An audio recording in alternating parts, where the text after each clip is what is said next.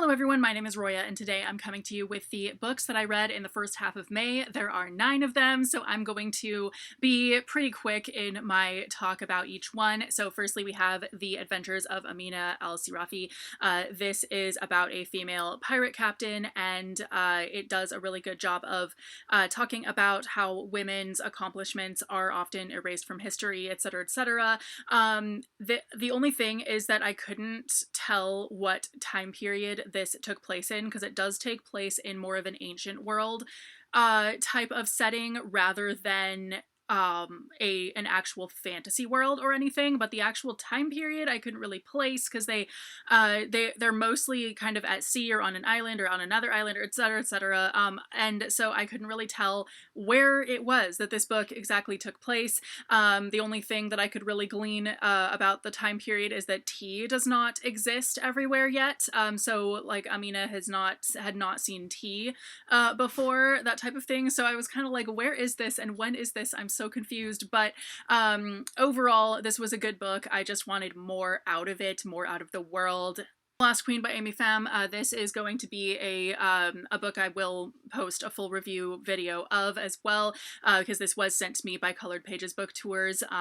This is about a Vietnamese American girl who finds out that she and another girl she goes to school with are actually goddesses from ancient or olden day Vietnam, and so this is really good. It was really unique and really weird, and just had a lot of twists as far as who are the real bad guys here, what is really happening, what is being kept from her that, you know, her supposed friends are not telling her, etc., etc., what really happened during this part of the book, etc., etc., and then it all comes clear at the end. All of that, it is really, really good.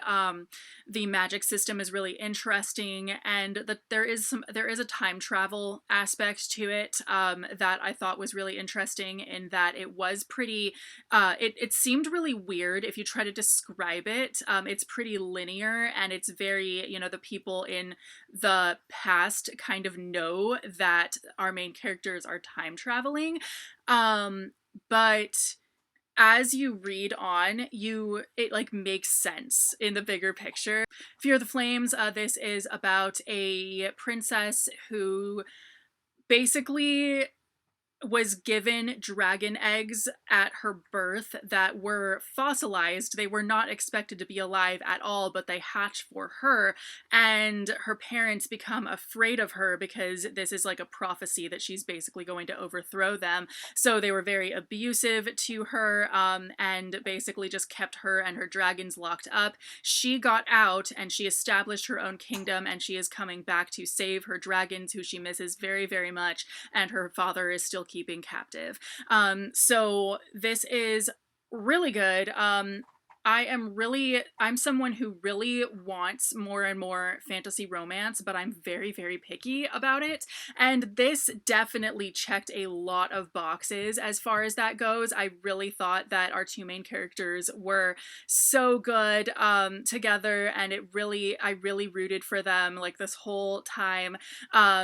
The only thing that was missing was any actual, you know, the cardinal rule of a romance book is that you're supposed to be worried that the main characters are not going to be able to be together, but there isn't really anything stopping them from being able to be together.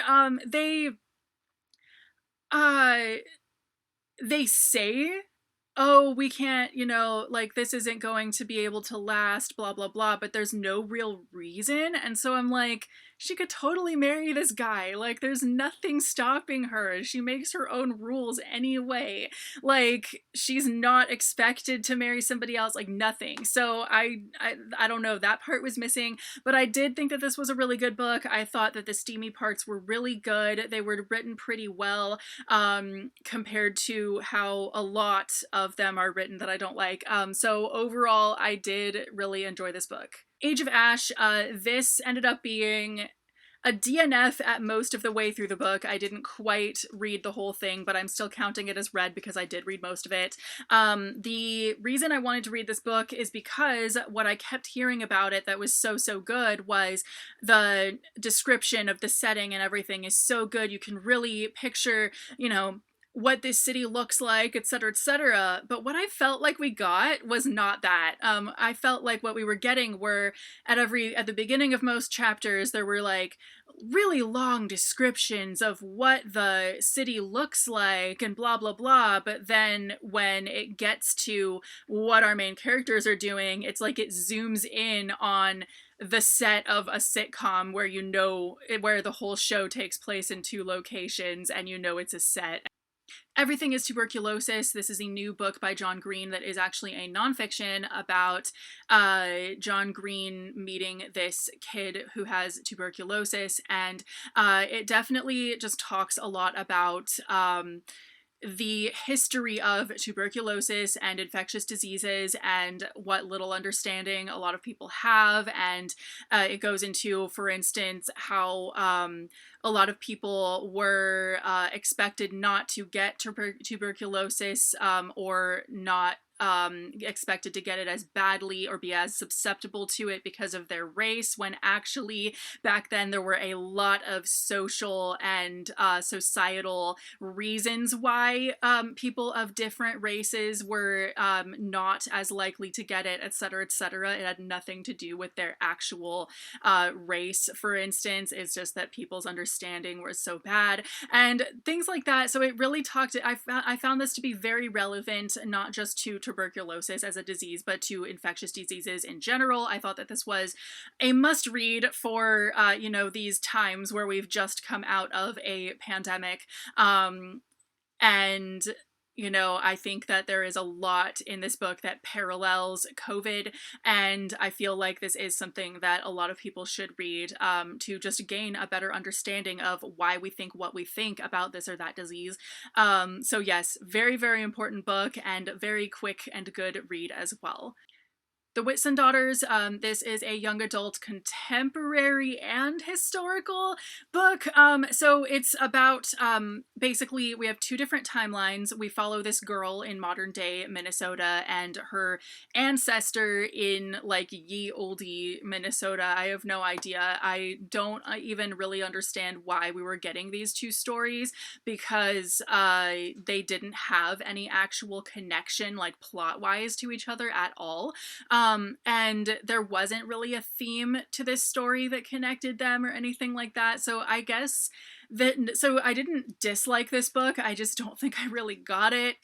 Ophelia, After All, by Raquel Marie. This is about a girl who has a reputation for being kind of boy crazy and having had crushes on a lot of guys, but she's never told anybody about her crush on this girl she goes to school with. Not only did it highlight some of the real issues with assuming something about someone, just kind of identifying someone as just like, oh, like one day when you and your husband blah blah blah, because this person is so interested in boys, you just assume they only like boys, etc., etc. But also there are a lot of really good themes here, like consent, for instance. I think that there are, lessons in consent that this book highlights that, in my experience, a lot of women or people raised as women need to learn, because usually you think of it as like a guy like crossing boundaries, when actually doing this when you're a girl doesn't make it okay just because you're a girl, that type of thing. So, and then also the ending of the story is not, the main character does not end up with anyone at the end. This is not a love story.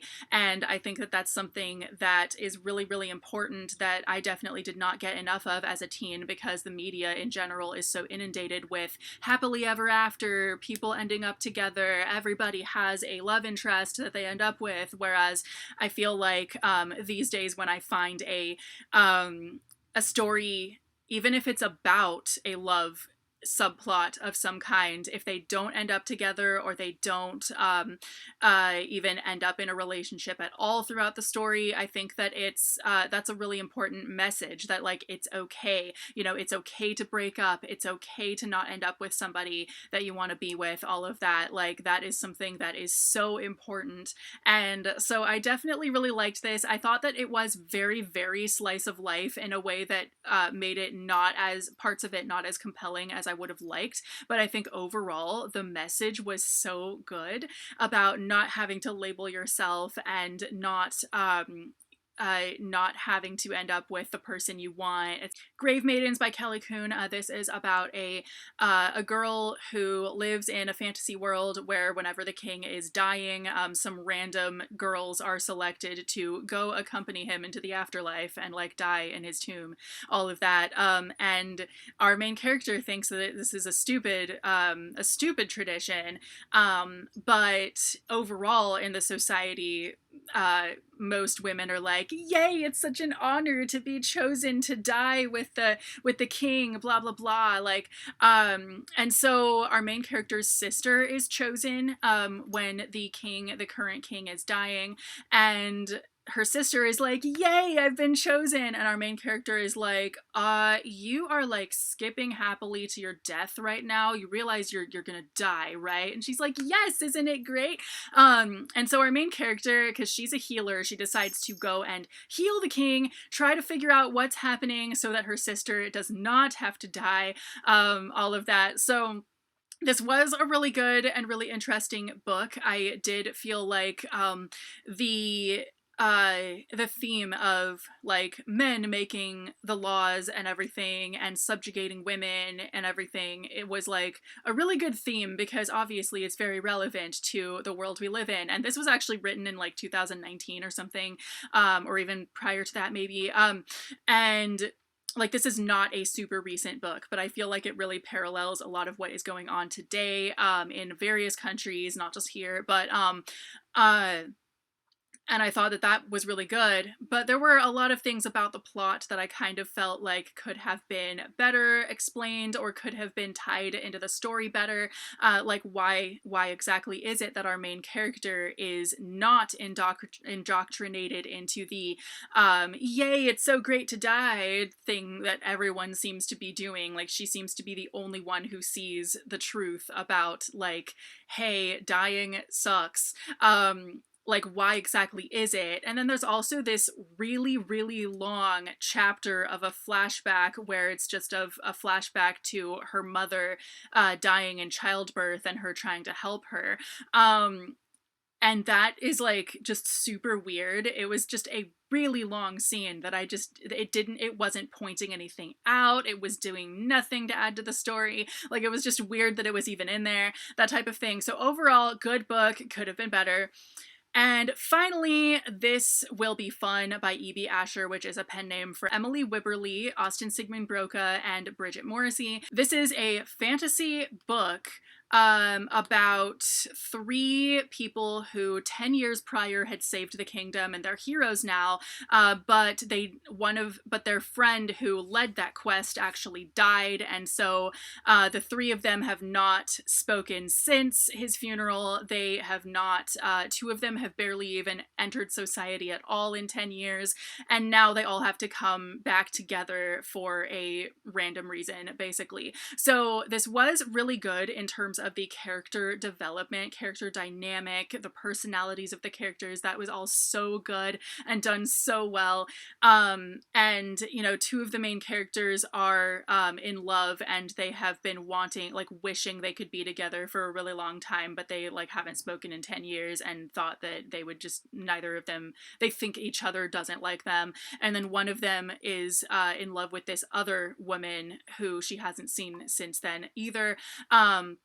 And so there are two really good love stories in here that were just so spot on. The character dynamics were great. Like I said, just like everything about the characterization was so on point. But I felt like the conflict, the like thing that they're trying to solve, was so in the background until the very end of the story. And the magic system was super underdeveloped.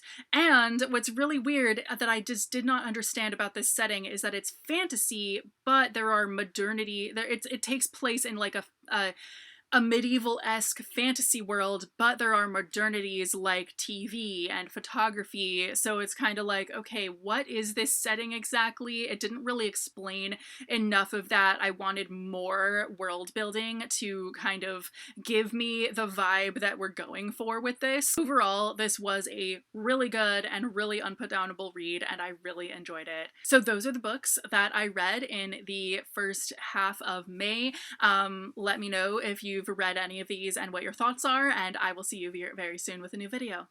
Bye.